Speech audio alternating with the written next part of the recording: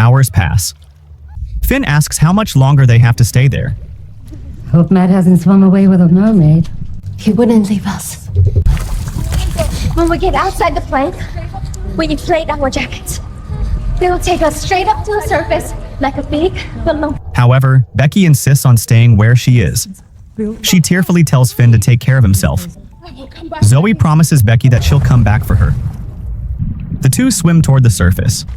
Along the way, they come across several lifeless bodies floating in the water, one of them being Matt. Moments later, they finally reach the surface. Zoe spots an inflatable raft and deploys it. She helps Finn climb aboard, but just as she's about to get in herself, a shark bites her and drags her underwater. She manages to break free, swims back to the raft, and climbs aboard. However, she soon passes out from blood loss. Finn cries desperately, begging her to wake up. As he leans closer to the water, a shark suddenly slams into the raft, throwing him into the water. In the tail section, the water has risen dramatically. Realizing she won't survive, Becky tearfully says goodbye to her granddaughter, thanking her for filling her life with happiness. Dan asks Ben if he has any plan that doesn't rely on dumb luck. No, we're alive. He then asks if Ben has any children. Ben nods, saying he has a daughter named Terry and a young son named Sean. Dan says he has 3 children, with the youngest being 5 years old. I can tell you they ain't growing up without me. So whatever you gotta do, make yourself feel better about losing all those people back there. But don't use me, pal, because I'm going home. Whatever it takes. I'm sure your kids are real proud of you. Dan fires back, saying it's no wonder she is single. Just then, Lily spots a plane overhead. Everyone waves and shouts for help, only to be disappointed when it flies past without stopping. They saw us already. Did they see us? They saw us already. We just gotta hold on. As night falls, a rescue helicopter is dispatched toward the crash site. Not far away, the captain of a Chinese fishing trawler happily remarks on the large catch they've hauled in. Captain, we are enacting the 1974 Solos Convention. There's been a commercial airliner crash. Your ship is closest to the area where we believe there are survivors in need of assistance. Hutch notices Sam staring at Lily and encourages him to confess his feelings. Sam shakes his head, explaining that he can't break the team's rule, which forbids players from dating one another. No one listens to that rule. Just tell her. Ben offers Cora some water. Sadly, she says her parents left her behind. Ben gently tells her they didn't abandon her. Cora tearfully admits that she was supposed to look after her little brother, but she was mean to him. She says she doesn't actually hate him, and tells Ben that he is only 7 years old. Ben smiles and tells her that his son, Sean, is also 7. He then shows her an old photo of him.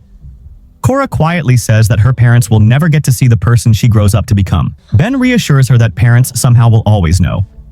Just then, the survivors spot the rescue helicopter approaching. It immediately launches flares before slowly lowering a rescue swimmer into the water.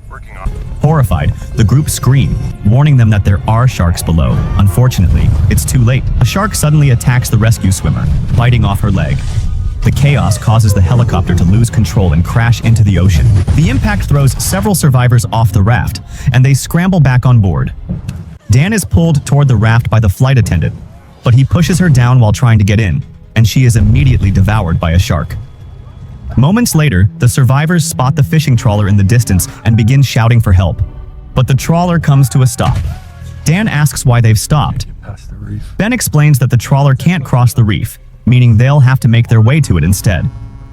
Where are the paddles? We have no paddles. The other rafts, they've got paddles. They'll make it. That's when Ben realizes Cora is missing. He frantically looks around and spots her on a piece of wreckage.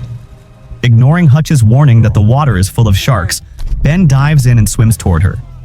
The survivors watch anxiously, cheering him on as he races through the water, while Dan desperately shouts at the crew of the trawler to save him, saying that he is an American. Ben finally reaches Cora and tells her they have to leave. However, she refuses, saying she wants to stay with her father. Ben gently tells her she can't stay there and says they're just going to take a little detour. He gently says that her dad would want her to be brave right now. Cora nods, and Ben helps her put on a life jacket. I'm gonna put this belt over my neck, around my back, okay? And I want you to hold on to it while we swim, all right? You're not gonna let go of this, okay?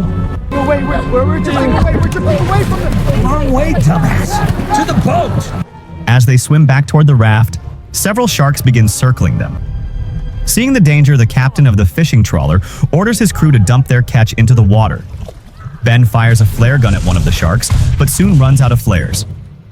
Fortunately, the sharks turn their attention toward the fish surrounding the trawler. Back on the raft, Dan notices a pack of cigarettes floating and takes it. Just as he's about to light one, a shark slams into the raft, throwing him into the water, where he is quickly devoured. The following day, the trawler is taking the passengers to the nearest airport. Sam tells Lily he didn't read her letter but knows what she has written. He kisses her on the forehead and she kisses him on the cheek. A little detour.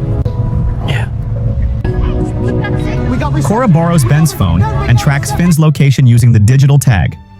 The fishing trawler changes course and heads toward Finn's location. Ben thanks the captain for helping them. Before long, they find Zoe, who is badly injured but still alive. Overjoyed, Finn embraces Cora. Zoe asks Ben about the old woman, Becky, who was trapped in the tail section of the plane. Ben sadly shakes his head.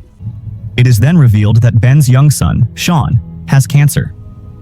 Ever since learning the diagnosis, Ben has been avoiding going home because he cannot bring himself to face the reality of his son's illness. However, after coming so close to dying without seeing his family or Sean one last time, Ben finally calls his wife and tells her that he is coming home.